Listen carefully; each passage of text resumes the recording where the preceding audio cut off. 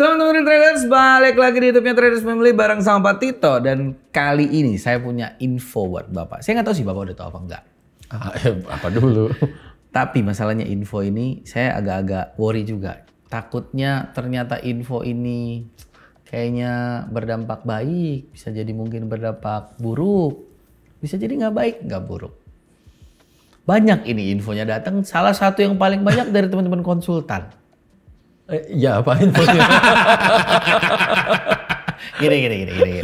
Jadi belakangan satu bulan terakhir itu saya mendapatkan informasi bahwa banyak ternyata teman-teman dari saham, bahkan teman-teman dari kripto itu masuk ke kita. Wajar lah. Tar dulu. Bahkan yang waktu kemarin kita bahas ada di beberapa video terakhir itu bahas soal subscriber.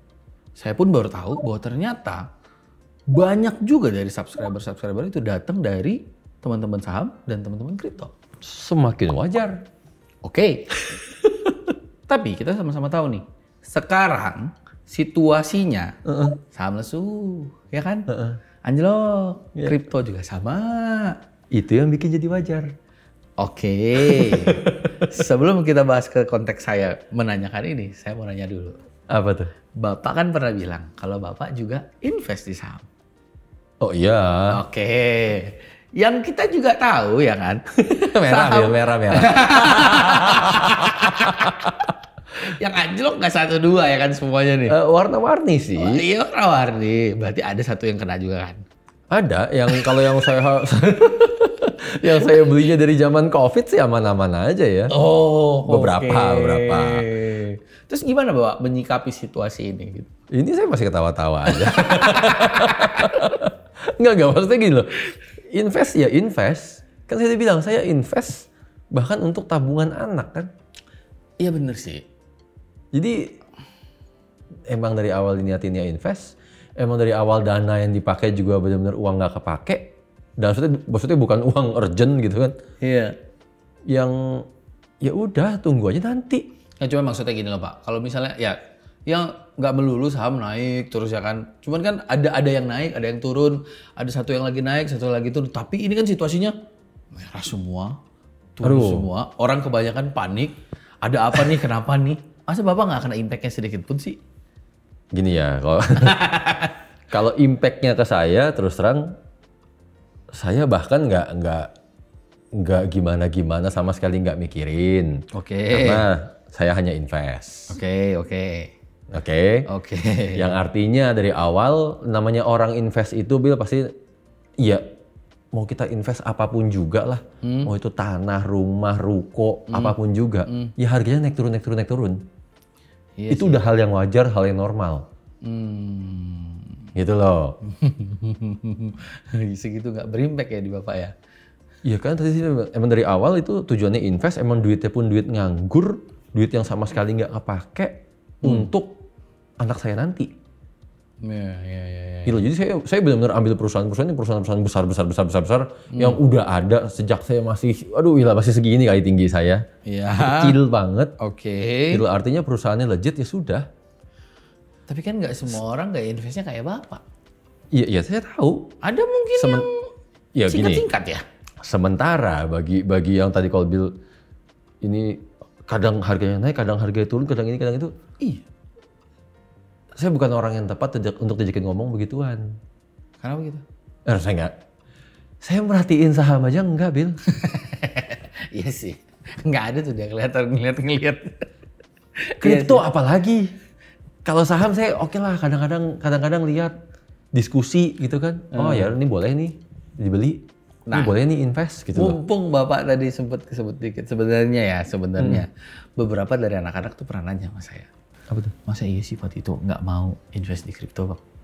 Nggak mau. Gini ya. Nggak maunya tuh bukan gimana. Saya pernah ngomong juga di dalam konten-konten lain. Apapun juga yang kita nggak mengerti, itu artinya risikonya gede.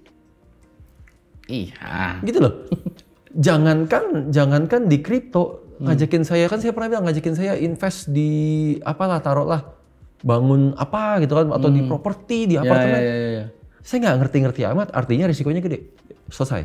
Iya sebenarnya iya sih. Gitu loh. Jadi saya jadi orang kolot aja sekalian, gitu kan. Saya naruh pikiran saya, segala macam hal yang saya nggak ngerti, artinya risikonya gede. Cuma tinggal saya mau mengerti apa nggak, saya tertarik atau nggak kan gitu. Iya kan? Kalau invest, saya lebih tertariknya ke saham. Kenapa? Perusahaannya ada. Bisnisnya jelas, saya bisa analisa, selesai. Itulah kenapa saya milih di situ. Jadi bukan karena kenapa-napa kriptonya, yang mau kripto ya silahkan. Buat saya nggak menarik karena itu. Gitu, dan saya nggak ngerti. Kalau gitu. Oke. Tapi ya, oke lah kalau gitu. Kita balik ke konteks pertanyaan saya yang tadi di depan. Saya bilang tadi saya nggak tahu apakah ini baik, apakah ini buruk. Nah, kembali ya ke situ lagi ya. Kalau dibilang baik atau buruk, tergantung untuk siapa. Kalau orang yang modelnya invest untuk jangka panjang kayak saya, akan dibilang baik. Ya, Karena ini berarti orang nyebutnya golden moment. Kita bisa ngeborong lagi, kita bisa belanja lagi. Iya. Kan gitu. Dengan catatan ini hanya untuk orang-orang yang benar-benar punya duitnya kelebihan, duit nganggurnya banyak. Artinya belanja aja, nggak takut duitnya nggak terbebani, parkir gitu kan, nyangkut di situ untuk jangka waktu yang lama. Gitu loh. Model kayak saya yang udah saya niatin untuk anak, gimana? Dari awal saya nggak pikirin itu duitnya akan balik ke saya atau enggak, gitu loh. Iya juga sih, tunggu anak gede aja ya. Iya juga sih. Gitu loh. Buruk bagi mereka yang emang join ataupun mereka masuk ke saham, masuk ke kripto dan lain-lain, tujuannya untuk nyari putaran uang. Karena saat lagi lesu begini, mereka cuma bisa buy, ya bingung lah. Iya sih. Saya cuma bisa buy.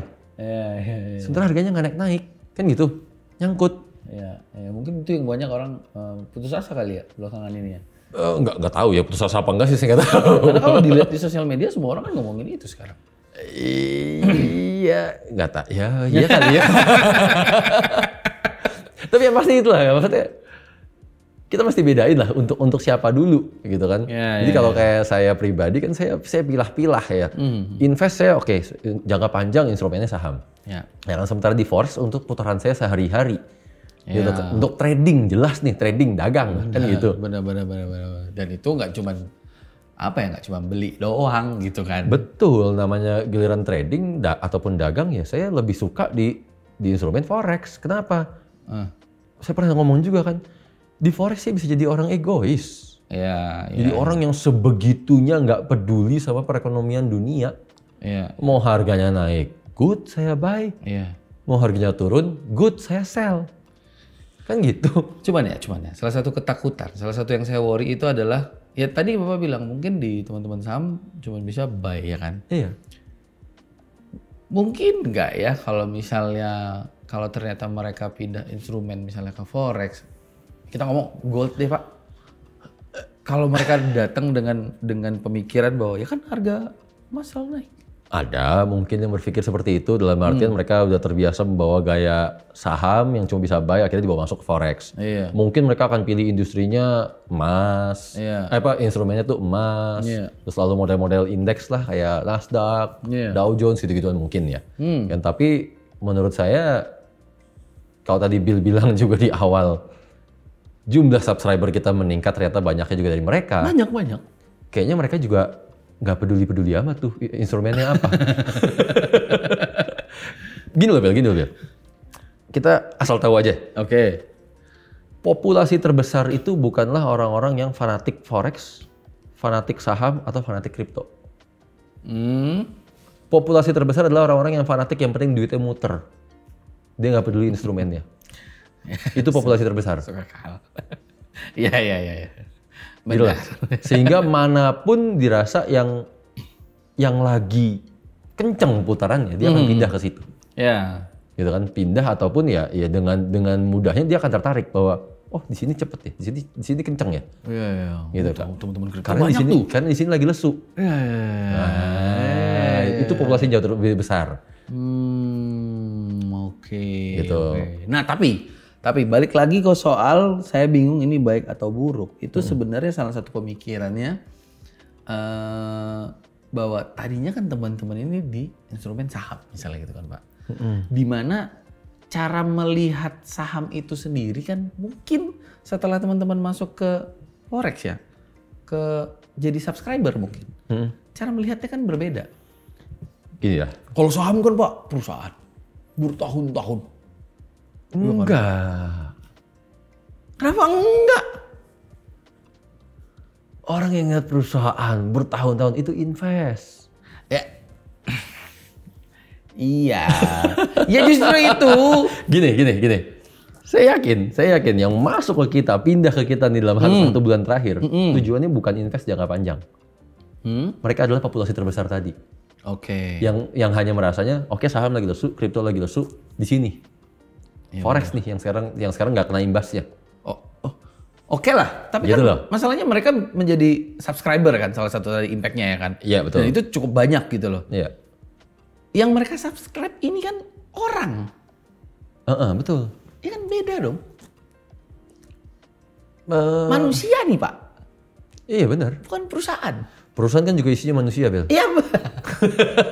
Iya gini lah. Oke lah, taruh kita mau ambil lihat dari angle itu ya. Oke. Nah, kan ini akan jauh lebih enak nih karena kalau saham sama kripto jelas bukan ranah saya nggak bisa komentar banyak. Nah, yang ini berarti bisa banyak dong. Oh, mau sampai 7 hari 7 malam juga saya jabanin kalau ini. Oke, gimana? Kalau kita ya tadi lah kita senggol dikit ke saham. Kalau Yeah. kita ngeliat perusahaan untuk jangka panjang dan lain-lain, pasti kita butuh histori yang panjang. Nah. Bahwa perusahaan ini seberapa solid, bisnisnya seberapa legit intinya itu. Iya, intinya gitu. Ya kan, bahwa masa depan kita di tangan perusahaan ini nih. Benar. Masa depan dalam artian ini ya. Iya, benar, Tanpa duit. benar. Ya.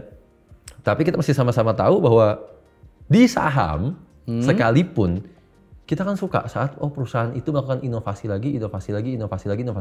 Ada tuh. Ada gebrakan baru yang artinya saya berharap nilainya naik, untungan saya membesar. Iya, Kan gitu. benar. Ya kan? Sementara hal itu nggak bisa kita pindahin begitu aja ke Forex. Apalagi menganalisa para analis. Itu dia. Kenapa? Kita ngomong dalam lingkup besar dulu. Saat sebuah negara melakukan banyak banget perubahan ekonomi, kebijakan ekonomi dalam satu negara. Artinya tiba-tiba pergerakan harganya jadi liar sekali, jadi volatile sekali. Iya. Itu trader kaget loh. Iya. Malah bingung loh. Beda tadi kalau di saham, banyak inovasi, banyak gebrakan-gebrakan, investornya suka.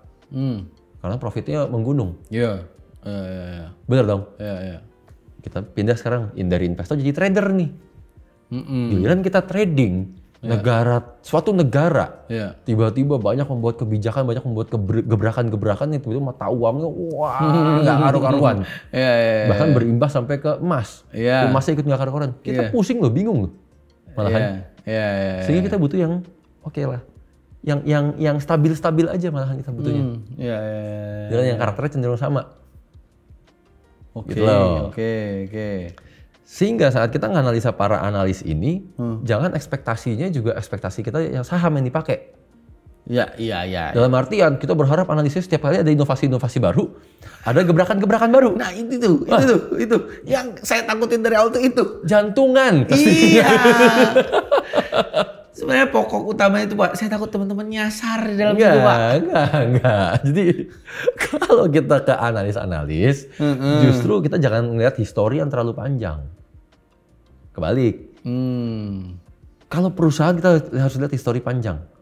Kalau ke orang, kita jangan lihat histori kepanjangan. Karena orang itu tergantung behavior. Iya. Tapi kan mesti ada patokan dong. Betul. Sama deh kalau ngomong patokan. Kita di perusahaan ada yang namanya KPI, Key Performance Indicator. Iya. Kenapa KPI dibikin per 6 bulan ataupun 1 tahun sekali? Kenapa bukan KPI 5 tahun sekali? Atau kenapa bukan KPI 5 tahun yang kita lihat? Kan gitu. Karena yang namanya manusia, ya naluri gitu kan. Naluri orang ini kan udah nggak bisa ditebak banget deh. Iya benar. Behavior orang nggak bisa ditebak banget. Kita cuma mau tahu behavior dia 6 bulan terakhir gimana, 1 tahun terakhir gimana. Selesai. Oke. Gitu loh. Sehingga penilaian kita terkuat justru berdasarkan performa dia 6 bulan sampai 1 tahun terakhir. Oke. Oh. Gitu loh. Kalau kita berusaha melihat orang 3 tahun kerjanya sama terus, itu artinya KPI jelek loh. Iya, iya benar. Kalau itu saya cepet nyambung. Karena kan takutnya mungkin kalau teman-teman dari saham deh misalnya gitu, Ya. masuk ke aplikasi jadi pengen jadi subscriber misalnya gitu kan. Yang mereka pertama lakuin adalah melihat siapa yang paling panjang portofolionya. Betul. Bisa jadi dong. Betul. Tapi kan menurut saya belum tentu itu menjanjikan hanya kalau misalnya ngelihatnya itu panjang, misalnya dia udah 2 tahun gitu. Betul gini loh. Kalau ini sih sebenarnya agak sama nih sama ada salah satu teman kita juga pernah nanya ke saya di Instagram. Saya lupa persisnya kapan. Ya udahlah saya jarang-jarang buka Instagram. Jarang-jarang juga saya buka DM. Gitu. Oh jarang memang. Jarang. Dia ada yang sempat nanya ke saya. Cukup gak sih analisa ini dalam waktu 6 bulan sampai 1 tahun? Saya bilang itu cukup. Oh emang ada yang nanya juga. Oke. Bukan cuma cukup, itu best time.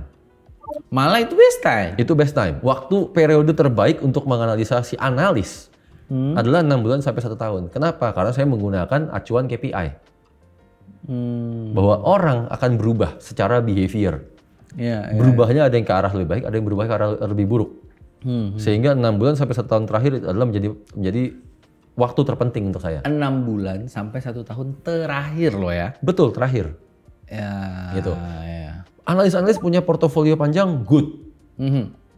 Dari portofolio panjang ini yang saya lihat adalah learning curve. Dalam artian perkembangannya dia. Ya. Gitu loh. Tapi kalau mau tahu trading behavior-nya dia, analisis behavior-nya dia adalah 6 bulan sampai 1 tahun terakhir, bukan portofolio yang panjang. Gitu loh. Portofolio yang panjang menunjukkan konsistensi dia. Tapi behavior dia menganalisa akan berubah. Kenapa sekarang? Oke.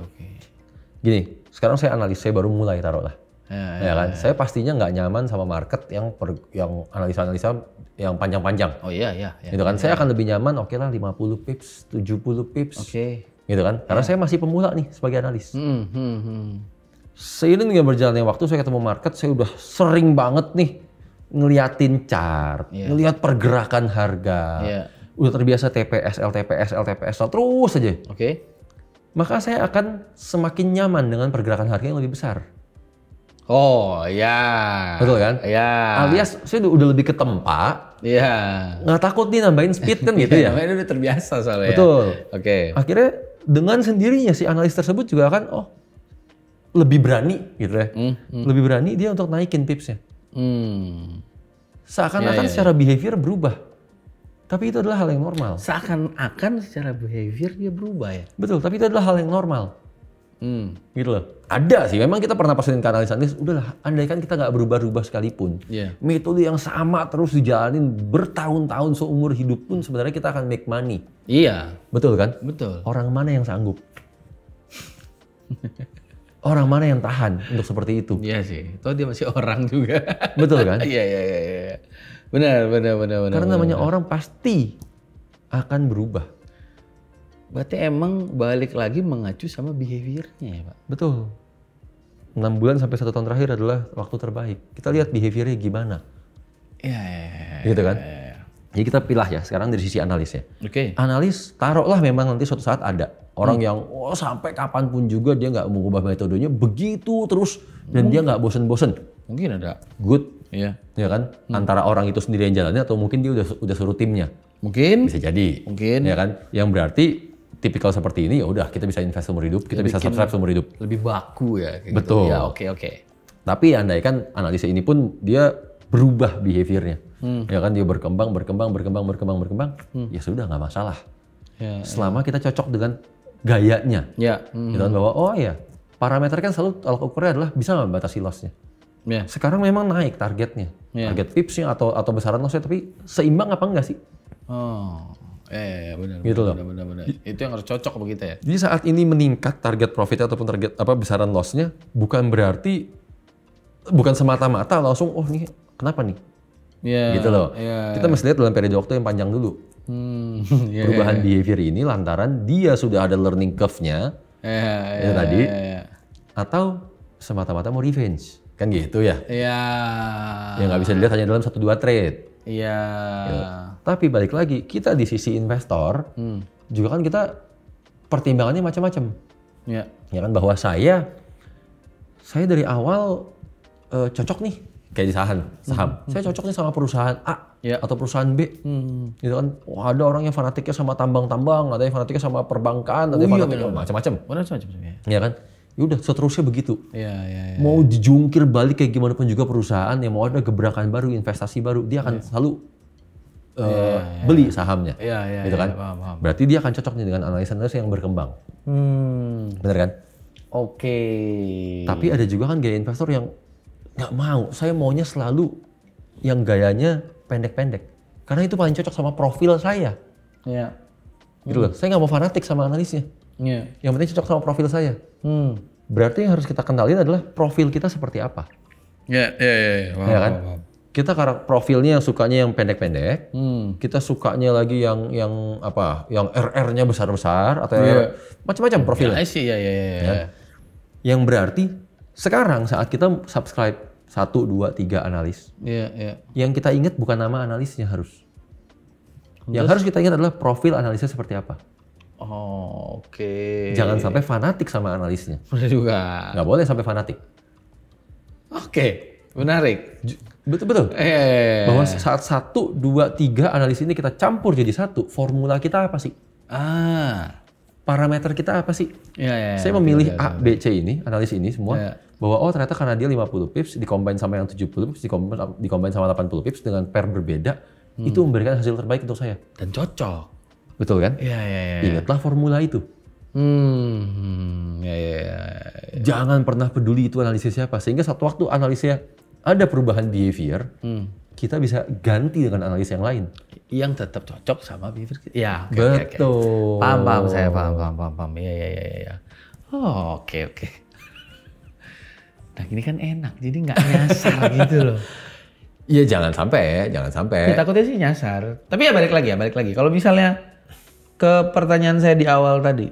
Jadi, menurut Bapak deh, yang kita bahas tadi itu tentang kehadiran teman-teman dari saham, kehadiran dari teman-teman kripto, apakah itu menjadi info baik, info buruk? Baik. Cepet banget ya jawabnya baik. Baik. Gue yakin banget. Karena berarti aplikasi kita beneran bisa untuk semua orang, seperti waktu itu saya bilang kan? Iya sih. Still yakin itu baik ya? Still yakin. Oke. Nganalisa market nggak bisa, nganalisa orang masa nggak bisa juga. Kan gitu. Nggak perlu bertahun-tahun lagi ya? Iya. Oke. Yang paling penting dari situ semua, analisanya adalah by data. Percaya sama data. Iya. Itu paling penting. Dan tolak ukur dari data adalah resiko. Resiko yang terukur yang bisa dibatasin. Oke. Itu selalu terpenting. Mau untuk trading, mau itu untuk invest. Intinya kalau kita mau dapat duit, selalu perhatiin resiko. Ya. Mana yang resikonya terukur, itu akan mendatangkan uang untuk kita. Jangan lihatnya profit dulu. Kalau lihatnya asal profitnya gede, dijamin duit kita yang hilang. Oke. Mudah-mudahan duit kita nggak hilang ya. Jangan sampai hilang. Lihat resiko. Oke, teman-teman, kita udah lebih tenang, nggak perlu takut lagi ya kan? Iya. It's now or never and change your life. Bye.